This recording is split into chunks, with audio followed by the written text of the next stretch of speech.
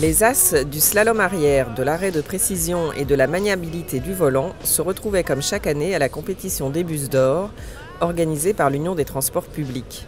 Objectif, évaluer la technicité des conducteurs, l'impact de leur conduite sur l'environnement, mais aussi la relation de service avec les passagers.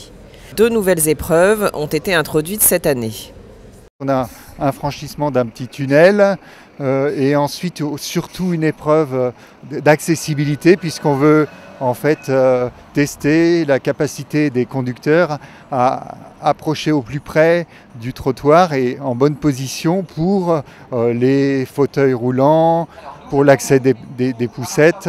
On veut valoriser cette dimension qui est de plus en plus importante. Une fois n'est pas coutume, ce sont des chauffeurs de province, Pau, Metz et Dole, qui sont arrivés en tête de la compétition. Exit la RATP donc, dont 3 conducteurs se trouvent quand même placés dans les 10 premiers.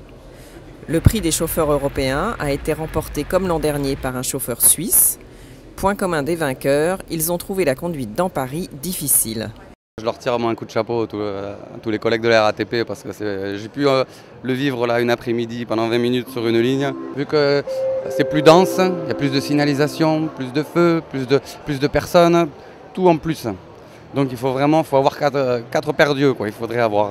Ils ont aussi peiné sur l'épreuve de conduite en marche arrière. La marche arrière, je l'ai trouvée difficile parce qu'on avait le soleil juste au dos, donc le reflet dans le rétro.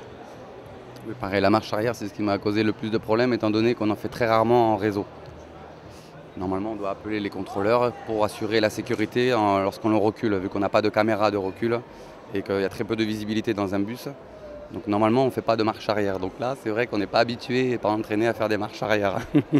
Pas de quoi décourager cependant les milliers de conducteurs qui s'entraînent déjà pour la compétition de 2015.